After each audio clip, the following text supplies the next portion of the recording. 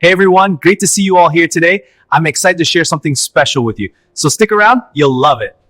Welcome to an exploration of Nelson Macias's profound novel, Somewhere in My Past. This book, born from quiet observations during night shifts, delves into themes of memory, migration, and the enduring power of human connection.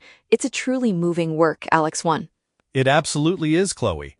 Macias himself notes that the story emerged from quiet hours at the Glen Shiel Housing Society, where stories drifted toward me like birds returning home. The core of the novel, he tells us, is about return, to memory, to self, to love, to home. This isn't a story solely about death, but about the profound journey leading up to it. The author dedicates the book to the residents of Glen Shiel Housing Society, who welcomed me into their stories and their quiet evenings, and specifically thanks Kate Cornish, whose life shaped the novel. That's a powerful framing. The narrative begins with Nico, a night shift clerk whose quiet routine is interrupted by an elderly resident. Can you set the scene for us? Who is Agatha, and what's her initial impact on Nico? Nico's world is one of solitude, working two jobs, a Filipino immigrant thousands of miles from home. He's behind the front desk at Glen Shiel, accustomed to the small, tender chaos of old age. Then Agatha Adler appears after midnight. She's stooped, her hair free, but her eyes are incredibly sharp. She immediately senses Nico's quiet nature, and what really strikes him is her enigmatic comment, "It's quieter at night, quieter than the ruins, Germany, a long time ago." So she drops this bomb, if you will, about Germany and ruins, and then simply vanishes back into the night. It's almost theatrical. How does Nico react to this mysterious introduction? He's completely thrown. The author tells us that something had shifted, something subtle, like the first breeze before a storm or the faintest crack in a long-sealed door. Nico's intrigued. He finds himself hoping she'll return. And she does, bringing him into her confidence almost immediately. On the second night, she corrects him. If she's telling him her life story, he should call her Agatha. It becomes a nightly ritual. She seeks him out. And her words, like, "night is when the truth comes out," really set the tone. It suggests that her story, and perhaps all our deepest truths, emerge in darkness. But it's more than just words, isn't it? She starts sharing her art. Yes, her art becomes central. On the third night, Agatha gives Nico a small, delicate sketch of a bird, wings slightly open. She tells him she used to paint birds because they can leave. This bird, she reveals, was inspired by one she drew during the war, kept hidden under her mattress. The only beautiful thing I had. She lost it when she left Germany. Nico, understanding loss himself, quietly admits, "Yes, I think I do." The connection deepens through this shared understanding of loss. And it sounds like this shared space becomes a lifeline for Agatha. She says, "You understand loss, and that's why I talk to you." But there's also a sense of impending doom and warning almost when she talks about grief, telling Nico, "You will experience true grief."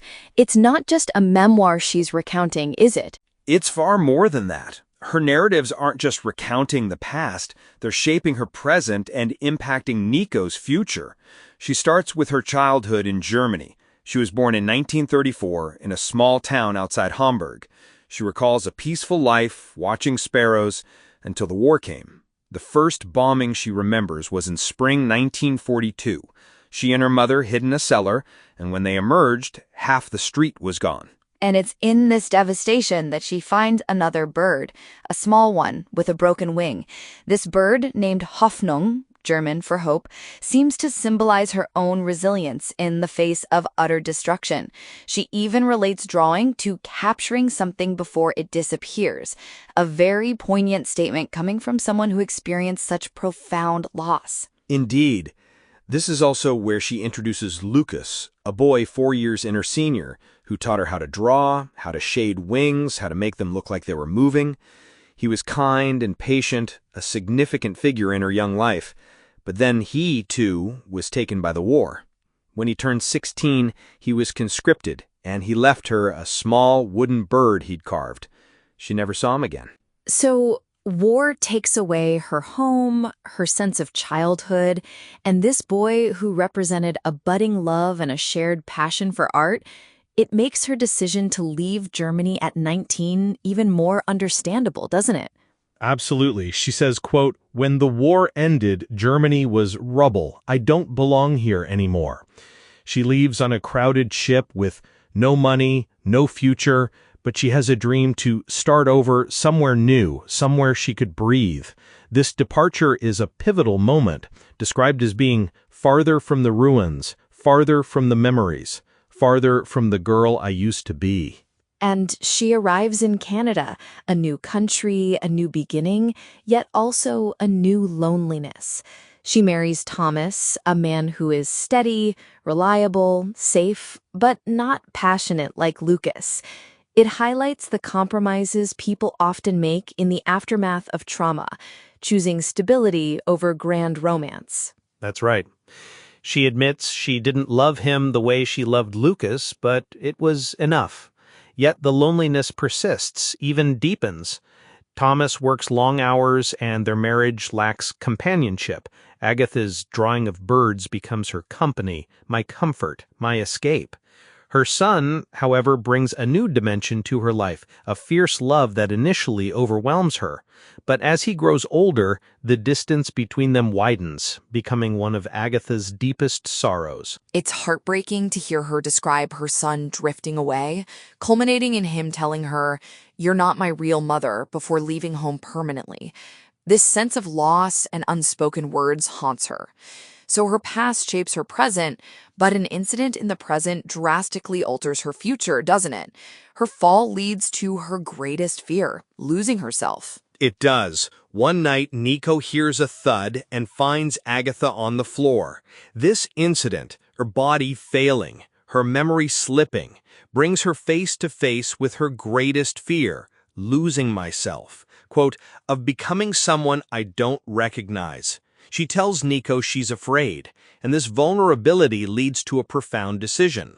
The decision to apply for medical assistance in dying, or MAID. This is a monumental moment, an act of agency that she chooses while she still knows who she is.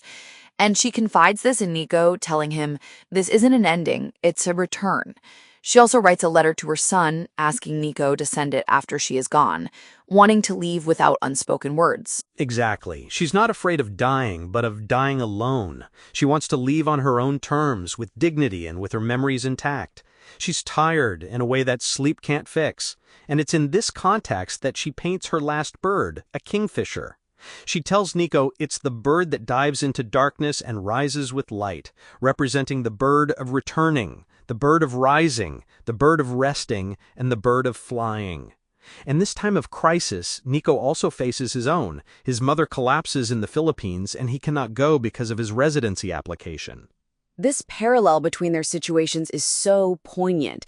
Both unable to be with their mothers during critical times, Agatha's blunt honesty, "you are helpless," resonates deeply with Nico, and it creates an incredibly intimate bond between them during her final days. It's profound. Agatha shares her own grief of not being able to say goodbye to her parents. She tells him, quote, "Grief doesn't end you, it changes you."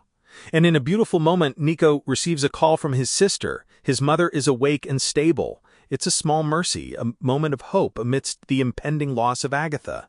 They share tea one last time, chamomile and honey and memory, as she puts it. And on the day of her passing, Nico is there. Her room, her final bird painting, her calm acceptance. She explicitly absolves him of guilt, telling him this is her choice, her peace. It seems she understood his capacity for connection.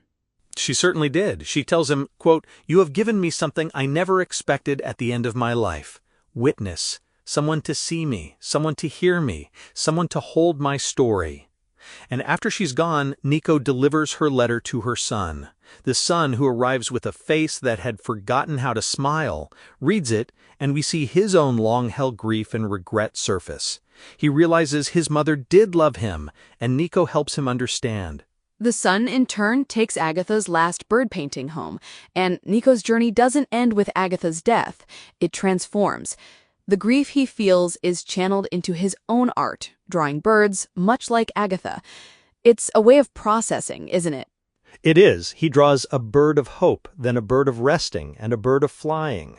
These drawings alongside Agatha's become a map of his grief, a record of his healing. Then, Elena, a new resident who reminds Nico of Agatha, arrives. She sees his drawings, calls them stories, and encourages him to share them. He then draws a fifth bird, the arriving bird, signifying his own quiet return to himself, having journeyed through shared grief and found his own path. He ultimately shares all his drawings, including the final one, demonstrating healing is shared. It sounds like a truly transformative experience for Nico. From a lonely night shift worker to someone who becomes the keeper of someone's past, and through that, finds a way to navigate his own. The author himself states that healing is slow, healing is quiet, healing is shared, and that some people come into our lives at the end to show us how to begin again. It's a testament to the unexpected connections that shape us. And the final epilogue confirms his return home is possible because of this healing. Yes, it perfectly encapsulates that sentiment. Nelson Messiah's "Somewhere in My Past" beautifully illustrates how our histories, our losses, and our quiet acts of connection can profoundly alter the course of our lives, leading us back to ourselves and a new sense of home. The book concludes with Nico finding peace and purpose, drawing the arriving bird, symbolizing his arrival at self, and finally being able to call his mother, who encourages him to build his life where he is. That's a powerful and resonant message. If this conversation about Nelson Messiah's "Somewhere in My Past" resonated with you, share this episode with someone who would appreciate its quiet wisdom.